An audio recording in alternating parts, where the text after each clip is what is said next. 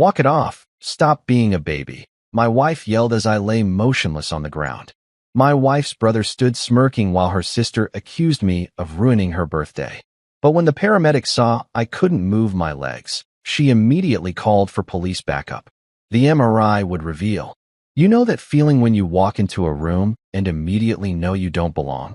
That's exactly how I felt standing on Marissa's pool deck, watching the rain droplets still clinging to the fancy outdoor furniture like they were scared to let go. Hell, I didn't blame them.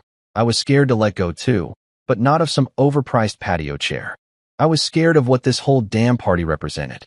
The concrete under my work boots was slick, and I kept shuffling toward the edge of the pool area, trying to blend into the background like I always did at these family gatherings. My steel-toed boots felt completely out of place against all the designer sandals and boat shoes scattered around the deck. Everyone else looked like they'd stepped out of some country club catalog, and here I was in my wrinkled khakis and company polo, still smelling like the warehouse from my double shift that morning. Tracy was across the yard, and damn if she didn't look right at home with her people. She had that laugh going. You know the one, where she throws her head back and shows off those perfect white teeth her daddy paid for. She was clutching some fancy cocktail that probably cost more than I made in a day, standing next to her brother Brent and sister Marissa like they were posing for a magazine spread. The golden children, all three of them, with their perfect lives and perfect problems. I should have stayed home. Should have told Tracy I was too tired, too busy, too whatever. But you don't say no to the Hendersons when they're throwing a party. Not if you're married to one of them, anyway. Not if you want to keep the peace in your own house. The party was in full swing around me. Kids splashing in the pool, adults networking over wine and cheese that had names I couldn't pronounce. I recognized most of the faces from previous family gatherings, but recognition doesn't equal belonging. These people knew exactly what I was. Tracy's blue-collar husband who didn't quite fit their mold. The guy who fixed things and moved boxes while they moved money and made deals. I was minding my own business, really I was. Just standing there watching the water ripple in the pool, thinking about how much overtime I'd need to pull to afford the electric bill this month, when I saw him coming. Brent, that swagger of his that screamed privilege and entitlement from 50 yards away. He had that look in his eyes, the same one he'd had since the day I married his sister. That look that said he was about to have some fun, and I was going to be the entertainment. Everett, his voice cut through the party chatter like a knife through butter. There's my favorite brother-in-law. Favorite and only, but who's counting? I forced a smile and gave him a nod. Hey, Brent. Hell of a party. You know what this party needs. He was grinning now, that shark-like smile that made my stomach twist. Some excitement. Some real fun. I could feel the eyes on us already. The other guests sensing something was about to happen, turning to watch like we were the main event. This was how it always went with Brent. He needed an audience for his games, needed witnesses to his dominance. And I was always his favorite target. Come on, Everett, he called out, loud enough for everyone to hear. Let's show these people some real fun. I took a step back, my boots scraping against the wet concrete. I'm good, man. Really, just enjoying the party. But Brent wasn't taking no for an answer. He never did. That's when I felt his hand clamp down on my arm. Not friendly, not playful, but possessive, like I was his property to do with as he pleased. No, no, no, I said, trying to keep my voice calm, trying not to make a scene. Brent, I'm in my work clothes, man. I don't want to. Don't be such a buzzkill. Tracy's voice cut through my protests like she was scolding a child. She didn't even look up from her conversation, just waved her hand dismissively in my direction. It's Marissa's day, Everett. Stop being so damn dramatic. Dramatic. That was always her word for me when I tried to set boundaries, when I tried to say no to her family's idea of fun, when I didn't want to be the butt of their jokes or the target of their games. Dramatic. Marissa chimed in from across the deck, her voice sharp with irritation. Seriously, Everett, can you just go along with something for once? This is supposed to be my special day. The crowd was watching now, all of them, waiting to see what would happen next, waiting to see if I'd be a good sport or if I'd ruin the party with my drama. The pressure was suffocating, but it was familiar too. This was how it always went in Tracy's family. You played along with their games, or you were the problem. Brent's grip tightened on my arm. See, even the birthday girl wants you to have some fun. Come on, little brother. Little brother. I was 34 years old, but to Brent, I'd always be the little brother who needed to be put in his place. The outsider who needed reminding of where he stood in the family hierarchy. Brent, please. I tried one more time, but my voice was drowned out by his laughter and the encouraging calls from the crowd. Someone shouted, "Do it." Someone else was already pulling out their phone to record whatever was about to happen. That's when Brent spun me. Hard. Like I was a toy, like I weighed nothing at all. The world tilted sideways, and I felt my feet leave the ground. For a split second, I was airborne, completely at the mercy of momentum and gravity and Brent's idea of entertainment. I wasn't a child. I was a grown man with responsibilities and bills and a bad back from years of warehouse work. But in that moment, spinning through the air with the sound of laughter filling my ears, I felt as helpless as a kid being bullied on a playground. The edge of the pool was right behind me. I could see it rushing toward me as I spun, could see the concrete steps that led down into the water. Hard, unforgiving concrete that didn't care about birthday parties or family dynamics or keeping the peace. This was supposed to be just a joke, right? Just Brent being Brent. Just family fun that I'd laugh about later. That's what Tracy would say afterward, what they'd all say. Just harmless fun that went a little too far. But as I felt Brent's hands release me, as I felt myself falling backward toward those concrete steps, I knew this wasn't going to be funny at all. You ever have one of those moments where everything slows down like you're watching it happen to someone else? That's exactly what it felt like when Brent let go of me. 1 second I was spinning through the air like some kind of twisted carnival ride, and the next I was watching myself fall backward in what felt like slow motion. My arms were flailing, trying to grab onto something, anything, but there was nothing but empty air and the sound of people laughing. The laughter was the worst part, not the falling, not even the fear of what was coming, but hearing all these people finding my terror hilarious. Like my panic was the punchline to some joke I wasn't in on. I could see Tracy from the corner of my eye as I spun, still holding that damn cocktail, still wearing that expression like I was embarrassing her just by existing. Her lips were moving, probably complaining to whoever would listen about how I always had to make everything about me. Classic Tracy. Even when I was literally falling through the air, she made it about how it affected her. Time stretched like taffy as I stumbled mid-spin, my work boots trying to find purchase on the wet concrete, but finding nothing but slick surface and gravity pulling me down. My body was completely off balance, arms windmilling uselessly as I realized with crystal clarity exactly where I was headed. The concrete steps. Jesus Christ, the concrete steps. I'd noticed them earlier when I was trying to stay out of everyone's way. 3 sharp-edged steps leading down into the shallow end of the pool. Expensive-looking stone, probably some fancy Italian marble that cost more than my truck. Beautiful to look at, but hard as hell and completely unforgiving. My back hit those steps with a sound I'll never forget. Not a thud, not a splash, but a crack. A sharp, definitive crack that seemed to echo across the entire yard like a gunshot.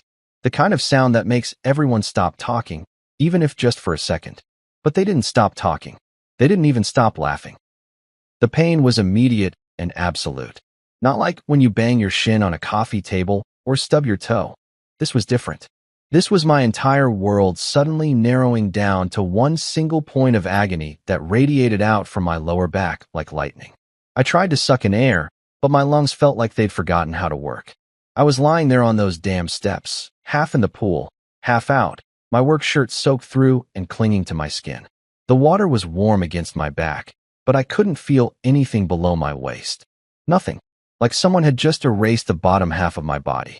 Walk it off, Everett. Tracy's voice cut through the haze of pain and shock. She was actually shouting at me, her voice sharp with irritation and embarrassment. You're embarrassing us. Don't be such a baby. A baby. I couldn't feel my legs, couldn't breathe properly, and she was calling me a baby in front of all her friends and family.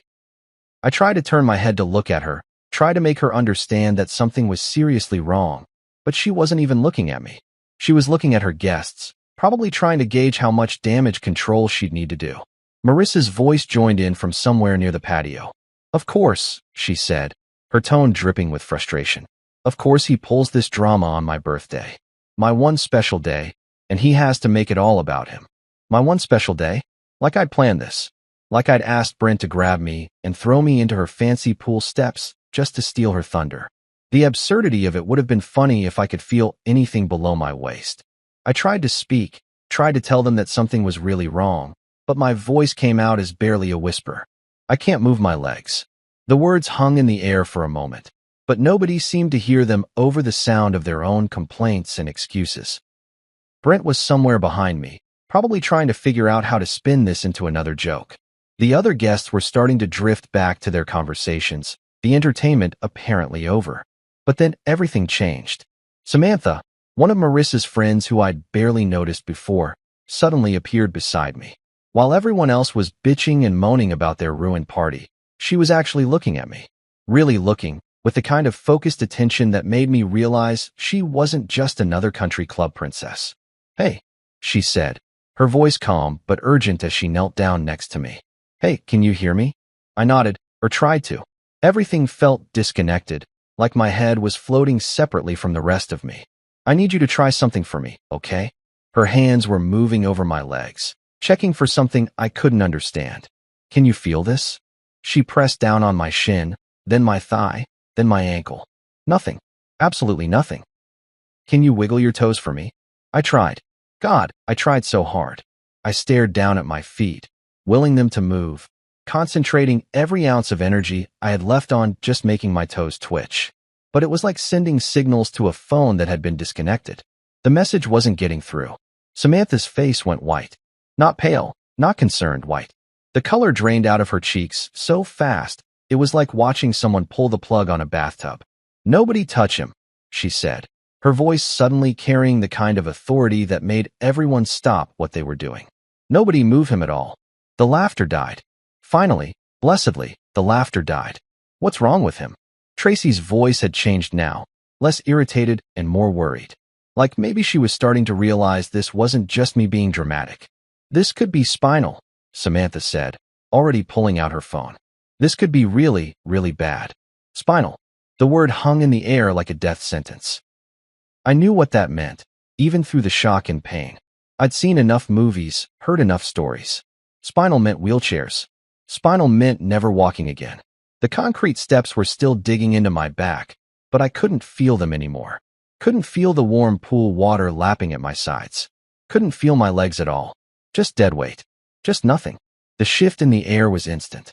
One moment, everyone was treating this like some slapstick comedy routine, and the next, Samantha's voice cut through the party chatter like a scalpel through skin. "Everyone back up. Now." She wasn't asking. She was commanding, and something in her tone made even Brent shut his mouth for once. "I mean it. Get away from him. Nobody touches him. Nobody moves him. Nobody does anything." I was still lying there on those concrete steps, feeling like I was watching this whole scene unfold from somewhere outside my own body. The pool water was getting warmer around me, or maybe I was just getting colder. Hard to tell when half your body has basically gone offline. Samantha was crouched next to me, her hands hovering over me, but not quite touching, like I was some kind of bomb that might go off if she made the wrong move. Her face was dead serious now, none of that polite party smile she'd been wearing earlier. "What's your name?" she asked me, her voice steady and professional. "Everett," I managed to croak out. My voice sounded weird, like it was coming from someone else's throat. "Okay, Everett. I'm Samantha. I'm a paramedic, and I need you to listen to me very carefully. You're going to be okay, but I need you to stay very, very still. Can you do that for me?" A paramedic. Thank God. Finally, someone who knew what the hell they were doing instead of just standing around making jokes about my pain. "Can you feel this?" She touched my leg again, pressing firmly against my calf. I stared down at her hand, willing myself to feel something, anything. But it was like watching someone touch a mannequin. I could see it happening, but there was no sensation, no connection between what my eyes were seeing and what my body should have been feeling. "No," I whispered. "Nothing." She nodded grimly and pulled out her phone, but before she could dial, Brent decided to open his big mouth again. "Come on, Sam," he said with that forced laugh that meant he was starting to get nervous. It was just horseplay. Guys probably just winded, you know? Maybe pulled a muscle or something. Horseplay. Jesus Christ, he was still calling it horseplay. Samantha didn't even look at him. "Brent, I need you to shut up and step back. Right now." "Hey, there's no need to be. There's every need." Her voice was ice cold. You just threw a grown man backward into concrete steps. He can't feel his legs. This is not horseplay. This is a medical emergency. And if you don't get out of my way so I can help him, I'm going to have you arrested for interfering with medical care. That shut him up real quick. Brent's face went from cocky to pale in about 2 seconds flat. Good. Maybe now he was starting to understand that this wasn't just another one of his stupid pranks. Tracy, on the other hand, was still in full denial mode. She came stumbling over, that cocktail still clutched in her perfectly manicured hand like it was some kind of security blanket. "Samantha, don't you think you're being a little dramatic?" She was using that voice, the one she used when she was trying to manage a situation without actually dealing with it. Everett's always been prone to, making things seem worse than they are. He's probably just tired from work. Tired from work. Like exhaustion was what made your legs stop working. "Ma'am," Samantha said without looking away from me, "your husband has suffered what appears to be significant spinal trauma. He has no sensation or movement in his lower extremities. This is not fatigue. This is not dramatics. This is a potential life-altering injury that requires immediate medical intervention." Life-altering injury. The words hit me like another punch to the gut. I knew it was bad, but hearing it spelled out like that by someone who actually knew what they were talking about made it real in a way it hadn't been before. Samantha was already dialing 911, holding the phone to her ear with one hand while keeping the other positioned near me, ready to stop anyone who might try to move me. "This is Samantha Rodriguez, off-duty paramedic," she said into the phone, her voice crisp and professional. "I need an ambulance at 1247 Oakwood Drive. Adult male, approximately 34 years old, possible spinal cord injury following blunt force trauma to the lumbar region. Patient is conscious and alert, but reports complete loss of sensation and motor function in both lower extremities." The way she talked, so calm, so precise, it was both reassuring and terrifying at the same time. Reassuring because finally someone was taking this seriously, terrifying because the clinical language made it sound even worse than I'd thought. "No, do not attempt to move the patient," she continued into the phone. Mechanism of injury was a backward fall onto concrete steps following forceful spinning motion. "Yes, I'll stay on the line." Tracy was starting to pace now, her heels clicking against the wet concrete like a metronome counting down to disaster. "This is ridiculous," she muttered, loud enough for everyone to hear. "He's going to be fine. He's always fine. This is just Everett being Everett." But even as she said it, I could hear the doubt creeping into her voice. Maybe she was finally starting to realize that her husband lying motionless in a pool wasn't normal, even for me. Marissa was standing off to the side, arms crossed, looking like someone had just canceled Christmas. "I can't believe this is happening at my party," she said to no one in particular. "This was supposed to be perfect. Perfect. Right. Because my potential paralysis was really just an inconvenience to her birthday celebration." The other guests were starting to cluster together in small groups, whispering among themselves and shooting glances in my direction. Some looked concerned, others just looked uncomfortable, like they weren't sure whether they should leave or stick around for the drama. "How long for the ambulance?" I asked Samantha, surprised by how weak my voice sounded. 5 minutes, maybe less," she said, covering the phone's mouthpiece. "They're sending a full crew with spinal immobilization equipment. You're going to be okay, Everett. We're going to take good care of you." 5 minutes. In 5 minutes, this would all become real in a way that couldn't be denied or explained away. In 5 minutes, the ambulance would show up and everyone would have to admit that this wasn't just me being dramatic or attention-seeking or whatever the hell they'd convinced themselves it was. I could already hear the sirens in the distance, getting louder by the second. The sound of my life changing forever, one wail at a time. The sirens got louder until they were right on top of us, then suddenly cut out, leaving this weird silence that felt heavier than all the noise that had come before. I could hear car doors slamming, radio chatter, the sound of equipment being moved around. Professional voices cutting through the suburban quiet like they owned the place. First through the gate was Officer Riley. I could see his name tag when he knelt down next to Samantha. Big guy, probably in his 40s, with the kind of calm demeanor that comes from seeing too much shit to get rattled by anything. His uniform was crisp, his badge polished, and he had that cop look in his eyes. the one that misses nothing and judges everything. What do we have here? He asked Samantha, but his eyes were already scanning the scene, taking in the wet concrete, the pool, the crowd of overdressed people standing around looking uncomfortable. Adult male, spinal trauma from a fall, Samantha said, still in full professional mode. Witnessed event.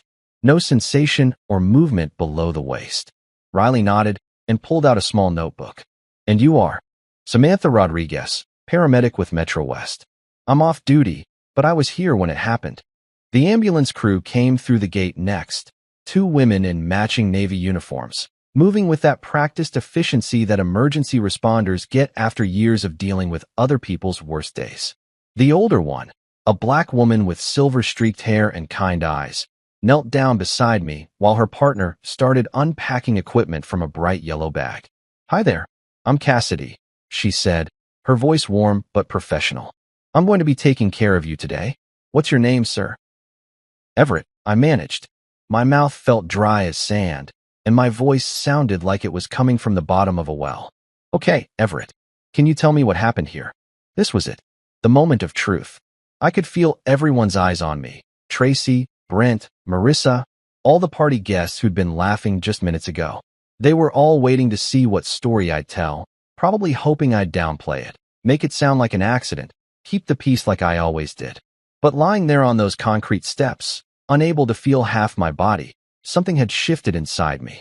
Maybe it was the pain, maybe it was the fear, or maybe it was just finally having someone, several someones, who were actually listening to me instead of telling me to walk it off. Brent picked me up and threw me. I said, the words coming out clearer and stronger than I'd expected. I told him no. I told him I didn't want to do it. He grabbed me anyway, spun me around, and threw me backward into these steps. I can't move my legs. The silence that followed was deafening. I could practically hear Tracy's jaw drop, could feel Brent's panic radiating across the deck like heat from a fire. This wasn't the story they wanted me to tell. This wasn't me being a good sport about their family fun. Cassidy nodded calmly and looked over at Officer Riley. You getting this? Every word, he said, scribbling in his notebook. Then he looked up at the crowd. I'm going to need to speak with everyone who witnessed what happened. Nobody leaves until I've gotten statements from all of you. That's when Tracy decided to make her move. She came clicking over in those ridiculous heels, still holding that damn cocktail like it was some kind of prop. Officer, I think there's been a misunderstanding, she said in that voice she used when she was trying to charm her way out of trouble. My husband is he's been working a lot of double shifts lately. He's exhausted. Sometimes when he's tired, he gets a little confused, you know? Confused. She was actually trying to tell a cop that I was confused about what had just happened to my own body. Cassidy didn't even look at Tracy. She was busy checking my pupils with a small flashlight, testing my reflexes, doing all those medical things that were way over my head. Can you wiggle your toes for me, Everett? I tried.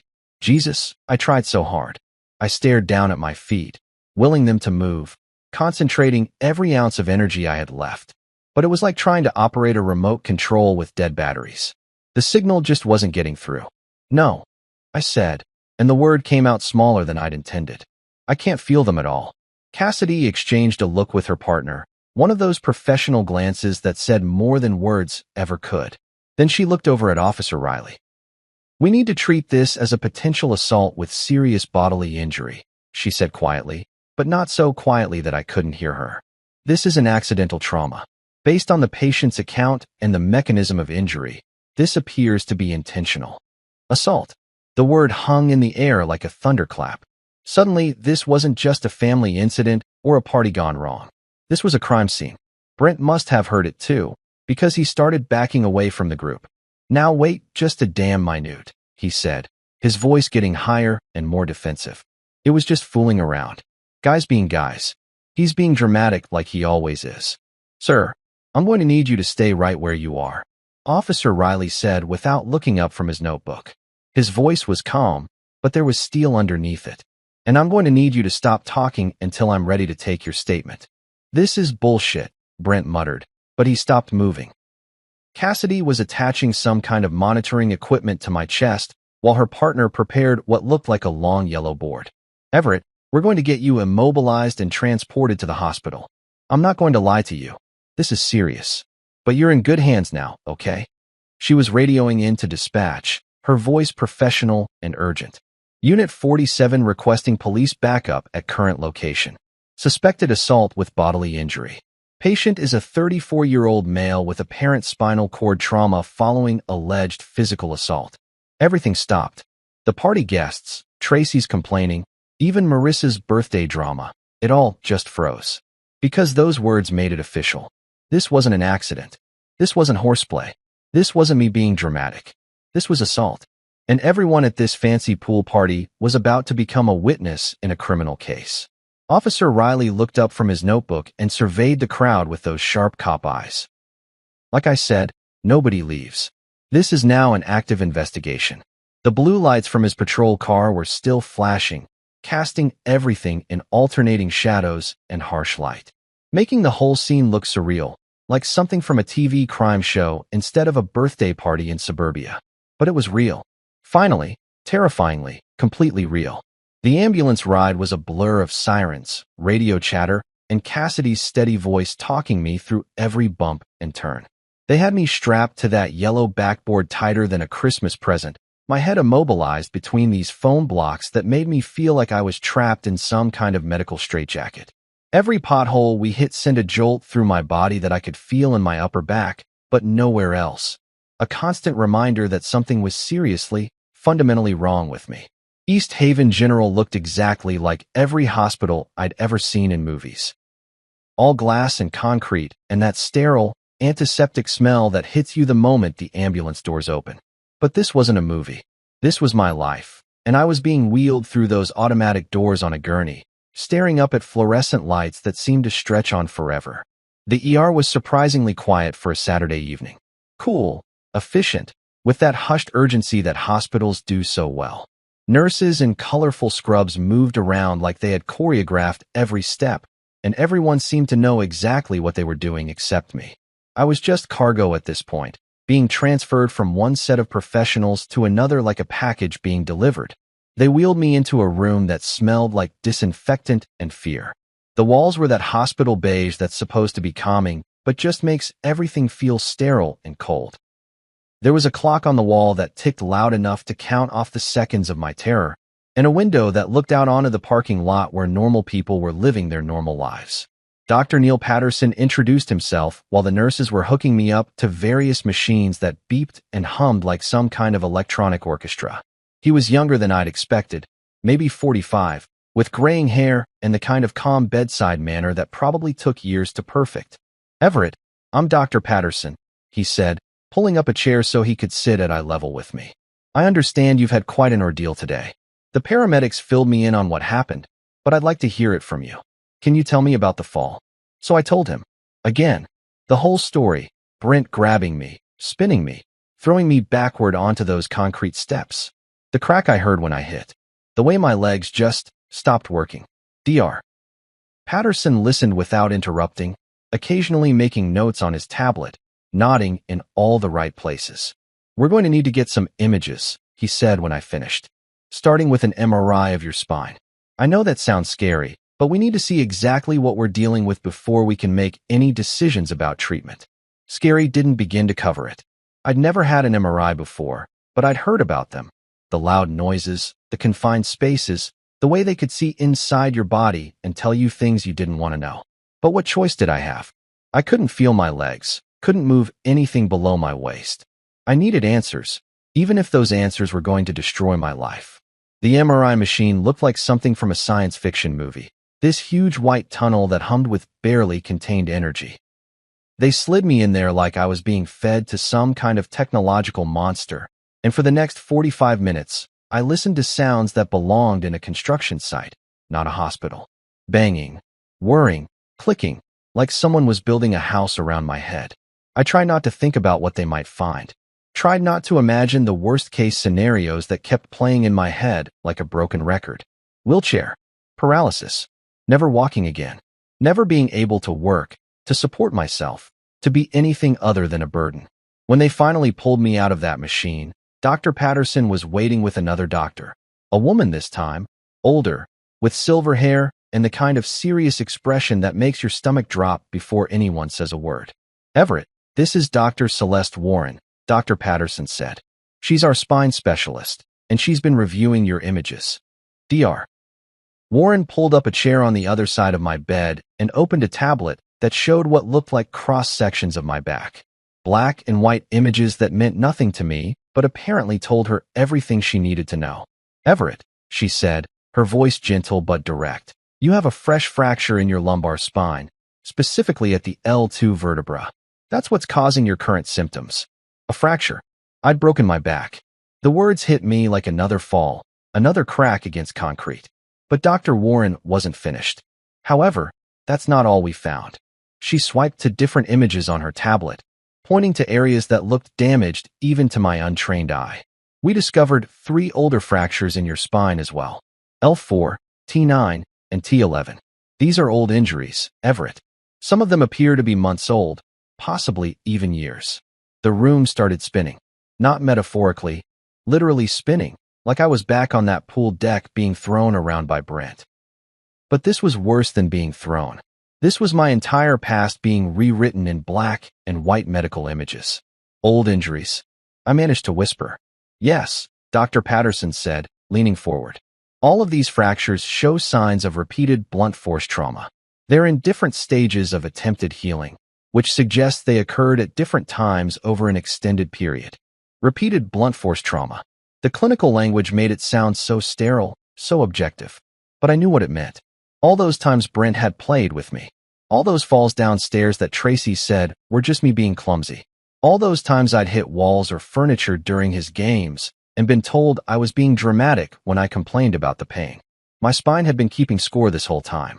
Every shove, every throw, every accident that wasn't really an accident. It was all there in those MRI images, documented in bone and tissue like a medical rap sheet.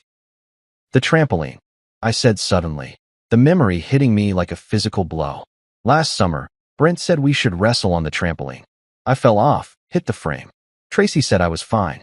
The stairs," I continued, more memories flooding back. "3 months ago, I fell down the stairs at their house. Brent said I tripped, but he was right behind me. I couldn't sit up straight for a week." Dr. Warren and Dr. Patterson exchanged a look that I was starting to recognize. The look that meant they'd seen this before, that they knew exactly what those old fractures represented. "Everett," Dr. Warren said quietly, "your spine is telling us a story. And it's not a story about accidents." The knock on my hospital room door came around 8 that evening, just as the nurses were switching shifts and the hallway was getting that quiet, settled feeling that hospitals get after visiting hours. I was still processing everything the doctors had told me, trying to wrap my head around the fact that my own body had been documenting years of abuse without me even realizing it. "Everett." A woman's voice, professional but not unkind. "I'm Detective Anika Ford with the Metro Police Department. Mind if I come in?" Detective Ford was not what I'd expected. Maybe it was all those cop shows on TV, but I'd been picturing some grizzled old guy with a 5 o'clock shadow and a bad attitude. Instead, she was maybe 40, with short natural hair and intelligent brown eyes that seemed to take in everything at once. She wore a simple black blazer and carried herself with the kind of quiet confidence that comes from knowing exactly what you're doing. "Officer Riley asked me to follow up on what happened at the party today," she said, pulling up the visitor's chair and settling in like she had all the time in the world. "How are you feeling?" "Like I got hit by a truck," I said, which was probably the most honest thing I'd said all day. Except the truck's name was Brent, and apparently it's been hitting me for years. She smiled at that. Not a happy smile, but the kind of smile that said she'd heard worse stories and wasn't shocked by mine. "I've been doing this job for 15 years, Everett. I've seen a lot of things. What I'm seeing here tonight is a pattern, and patterns tell stories." She pulled out a tablet and opened what looked like a video file. "Before we get into the details, I want to show you something. One of the guests at the party recorded what happened. Are you up for watching it?" I nodded, even though part of me didn't want to see it.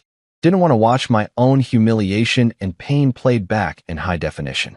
But another part of me, the part that had been called dramatic and attention-seeking for years, needed to see the proof. The video was shaky, obviously shot on someone's phone, but it captured everything. There I was, standing by the pool in my work clothes, clearly trying to stay out of the way. You could see me backing up when Brent approached, could hear me saying no, could see the exact moment when he grabbed my arm anyway. Let's show the guests some fun.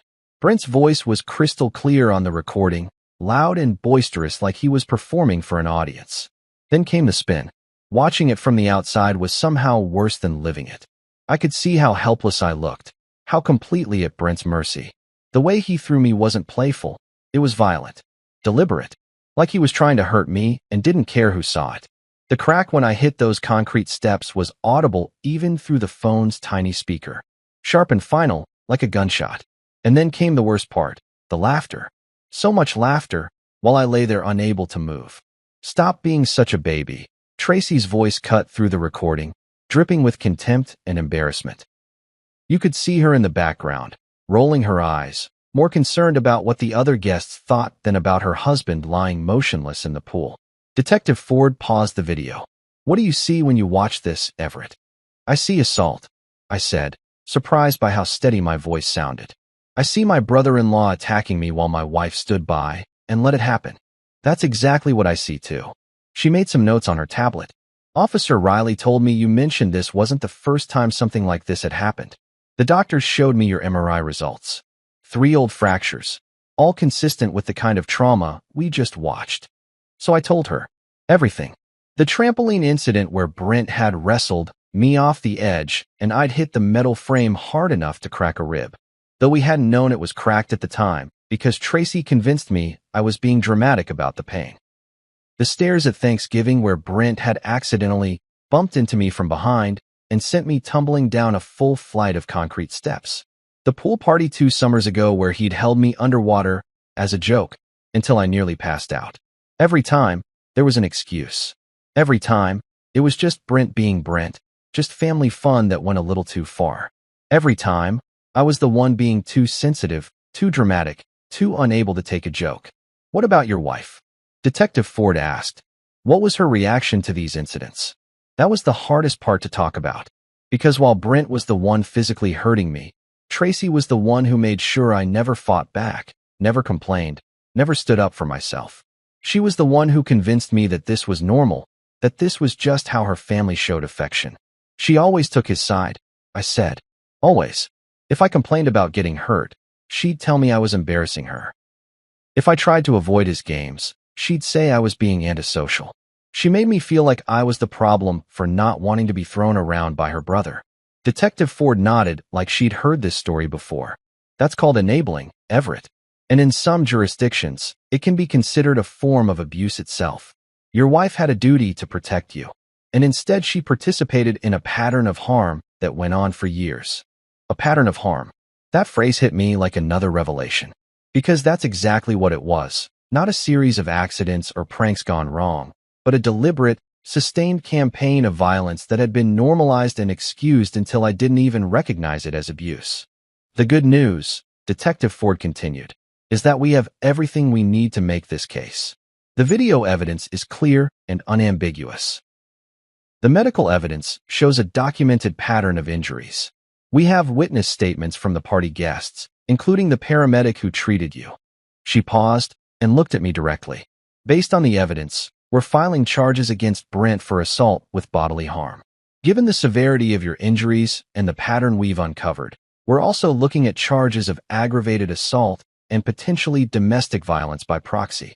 What about Tracy? I asked. That's more complicated, but we're building a case for spousal neglect and obstruction of justice. She actively prevented you from seeking help for previous injuries and created an environment where the abuse could continue unchecked. I felt something I hadn't felt in years, validation. Someone with authority was finally telling me that what had happened to me was wrong, that I wasn't being dramatic or oversensitive, that I deserved better than being used as entertainment by my wife's family. What happens now? I asked. Detective Ford closed her tablet and stood up. Now we make sure this never happens to you again. And we make sure Brent faces consequences for what he's done, not just today, but for years. She handed me her card. If you remember anything else, any other incidents, call me. Your spine has been keeping records, Everett. Now it's time for the legal system to do the same. The news that they'd arrested Brent hit the family like a bomb going off in a quiet neighborhood. I found out around midnight when Tracy came storming into my hospital room, her face red with fury and her voice shaking with the kind of rage I'd seen her direct at store clerks and restaurant servers, but never quite at me. "Do you have any idea what you've done?" she hissed, keeping her voice low enough that the nurses wouldn't hear, but loud enough that I got the full force of her anger. "They arrested my brother, Everett. They put him in handcuffs in front of the neighbors. Mrs. Henderson was outside watering her plants and saw the whole thing." Mrs. Henderson. Of course that's what she was worried about, what the neighbors would think, how this would look to her precious social circle. Not that her husband was lying in a hospital bed with a broken spine, but that the family's reputation might take a hit.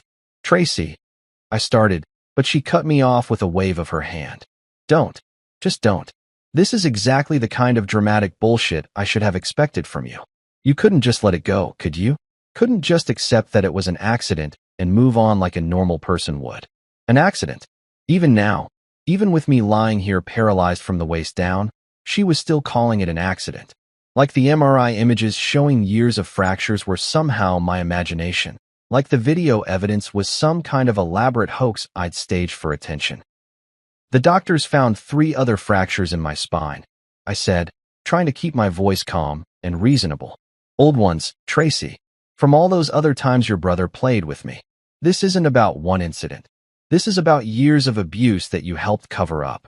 Her laugh was sharp and bitter, the kind of sound that could cut glass. "Abuse? Oh, that's rich.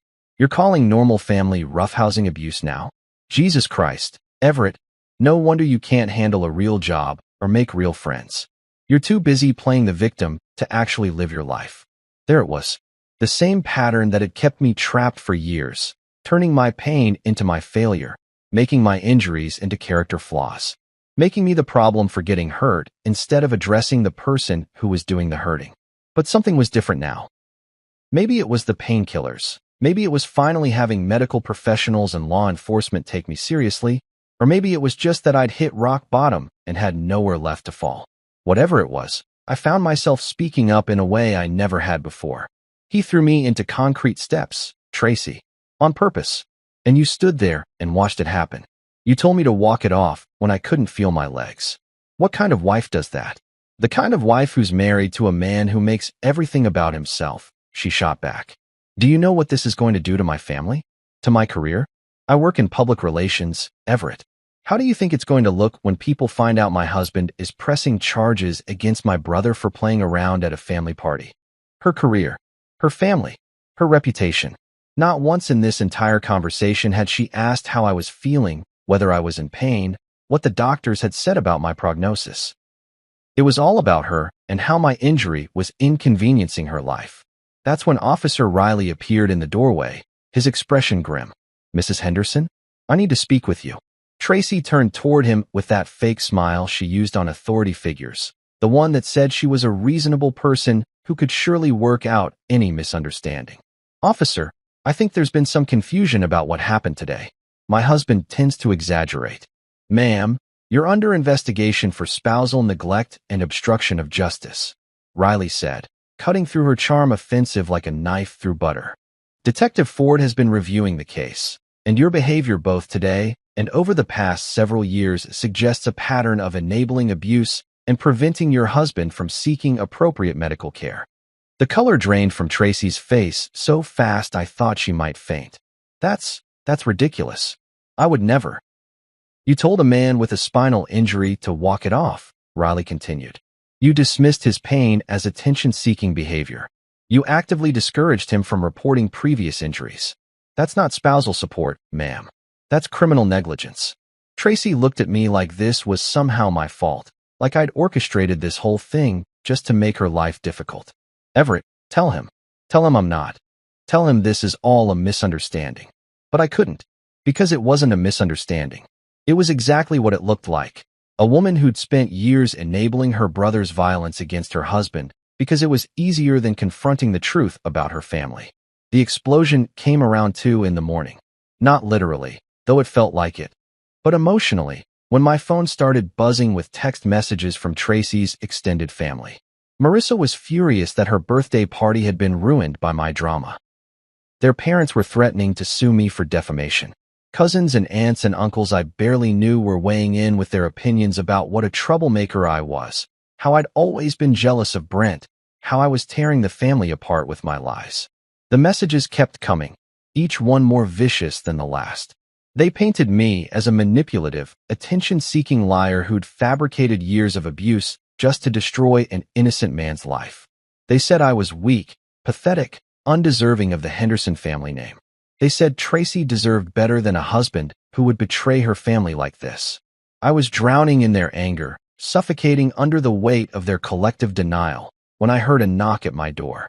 Soft, tentative, nothing like the aggressive entrance Tracy had made earlier. Everett. The voice was familiar but distant, like hearing someone calling your name from the other side of a lake. It's Talia, my sister. I hadn't seen Talia in almost 2 years.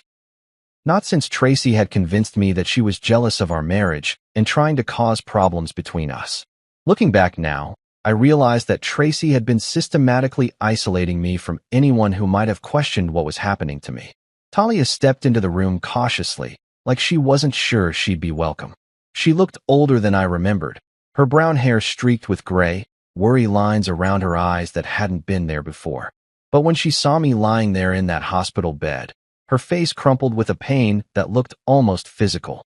"Oh, Everett," she whispered, and suddenly she was beside my bed, taking my hand in both of hers. "I heard what happened. I came as soon as I could." "Talia," I said, and to my surprise, my voice came out cracked and broken. "I'm so sorry. For everything. For staying away, for not calling for." "Stop," she said firmly. "You don't apologize to me. I should have tried harder to stay in touch. I should have seen what was happening. I always knew something was off about Tracy, about that whole family, but I didn't know how bad it was."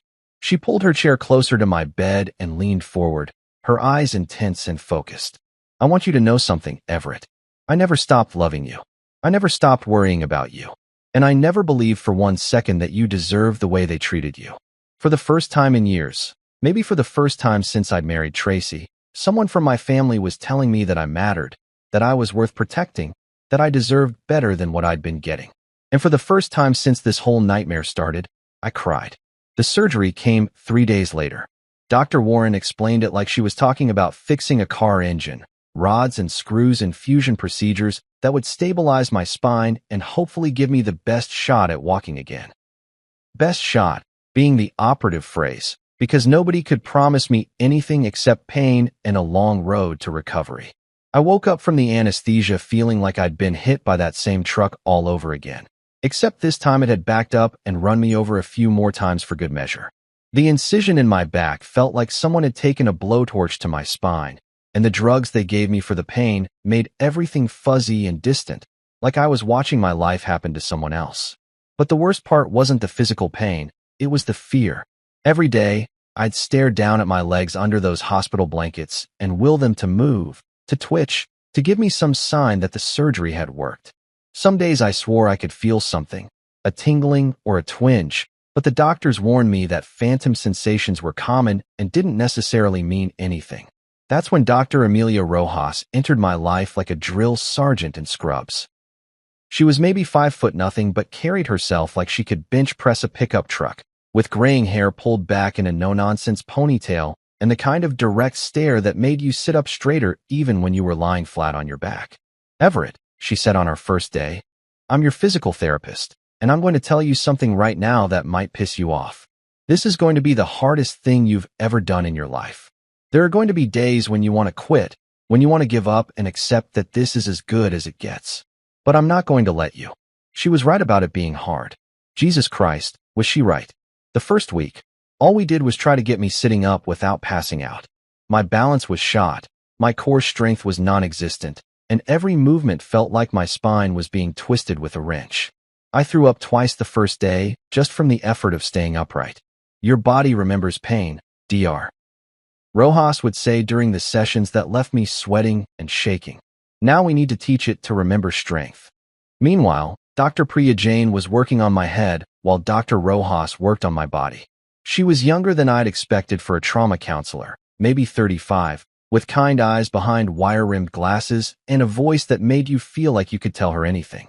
"You weren't weak," she told me during one of our sessions. You were systematically manipulated to believe you deserved the treatment you received. That's not weakness, Everett. That's psychological abuse. And it's just as real as the physical injuries. She helped me put words to things I'd never been able to articulate. The way Tracy would gaslight me into thinking my pain wasn't real. The way Brent's games always seemed to escalate when I tried to set boundaries. The way the whole family would close ranks and make me feel crazy for objecting to behavior that any normal person would recognize as abusive. The breakthrough came 6 weeks after surgery. I was in the physical therapy room, strapped into this contraption that was supposed to help me learn to balance again, when Dr. Rojas told me to try to stand. I'd been trying to stand for weeks with no success, my legs hanging like dead weight no matter how hard I concentrated. But something was different that day. When I focused all my energy on pushing down through my feet, I felt something. Not normal sensation, not anything close to what I used to feel, but something. A connection between my brain and my legs that hadn't been there before. Holy shit, I whispered as I managed to support some of my own weight for about 3 seconds before collapsing back into the safety harness. Dr. Rojas was grinning like she'd just won the lottery. Did you feel that? I felt something, I said, and for the first time since this whole nightmare started, I felt something else too. Hope. The courthouse was nothing like I'd expected. Maybe I'd watched too many legal dramas, but I'd pictured something grand and intimidating. Instead, it was just a regular building with fluorescent lights and worn carpet that smelled like old coffee and anxiety.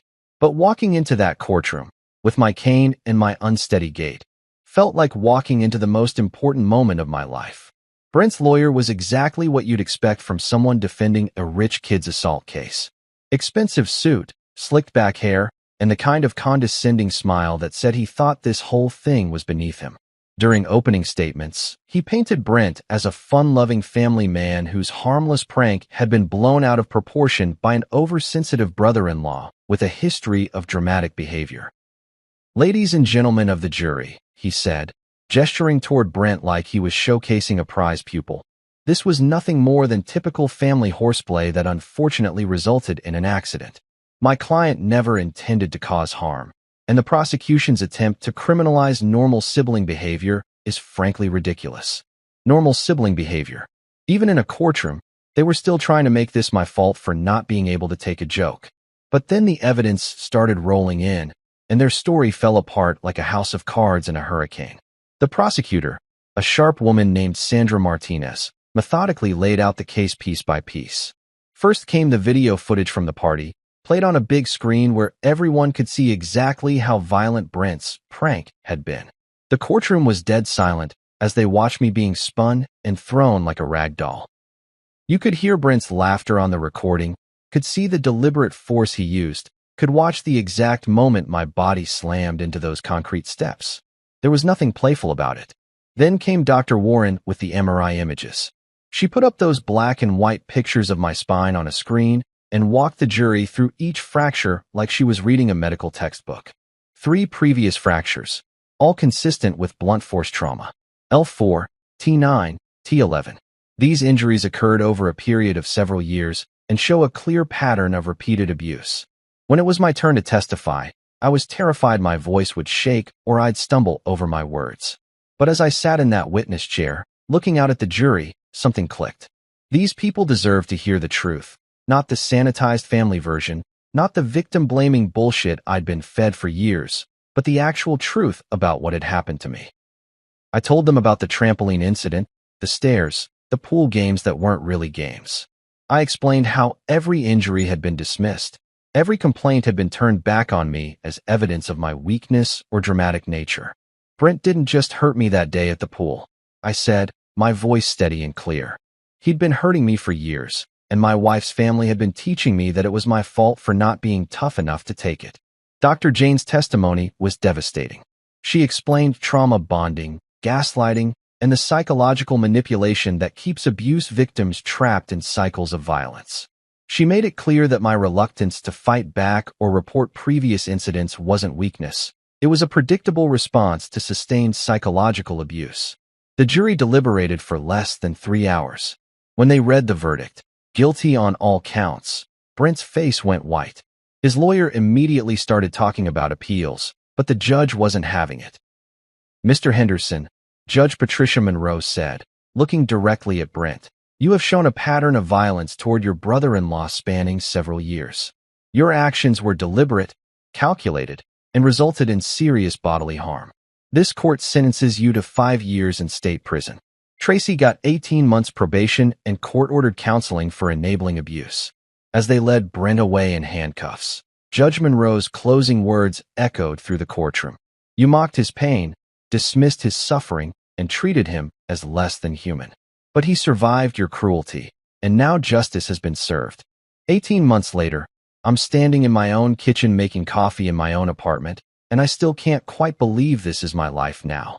The place isn't much, a one-bedroom in a decent neighborhood with hardwood floors that creak when I walk and windows that actually let in sunlight. But it's mine. Nobody here tells me I'm being dramatic when I need to rest my back. Nobody dismisses my pain or makes jokes about my limp. The limp is permanent, according to Dr. Warren. Some days it's barely noticeable. Other days I need the cane to get around without looking like I'm drunk. But I'm walking. Against all odds, against the initial prognosis that had me preparing for life in a wheelchair, I'm walking on my own 2 feet. The job at the Metro Men's Outreach Center started as volunteer work, something Dr. Jane suggested to help me process my own trauma by helping others work through theirs. Turns out, there are a lot of guys out there who've been told their pain doesn't matter, who've been convinced that speaking up about abuse makes them weak or dramatic. "You taught me to trust the quiet ones," Samantha told me last week when she stopped by the center. She's working as a trauma nurse now at East Haven General, and she makes a point of really listening to patients who aren't making a lot of noise about their pain. The ones who say they're fine when they're clearly not fine. "You taught me that quiet doesn't mean okay." I still get emails from Tracy. She's in therapy now, court-ordered at first, but she says she's continuing it voluntarily.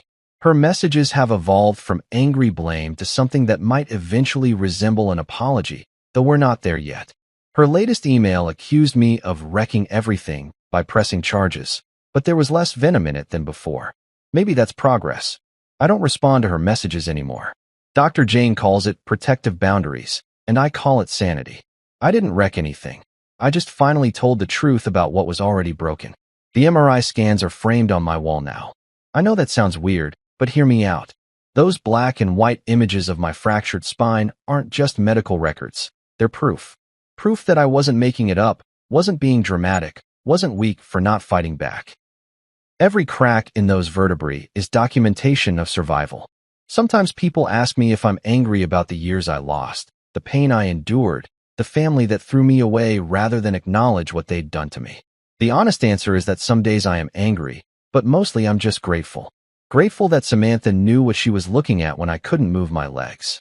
Grateful that Dr. Warren could read the story my spine was telling. Grateful that Detective Ford believed me when I finally found the courage to speak up. I was told to walk it off, to stop being a baby, to quit making everything about me. Now I walk on my own terms, at my own pace, toward a future I'm building for myself. Every step I take is proof that they were wrong about me. My spine may have been broken, but my voice is whole now. And that makes all the difference.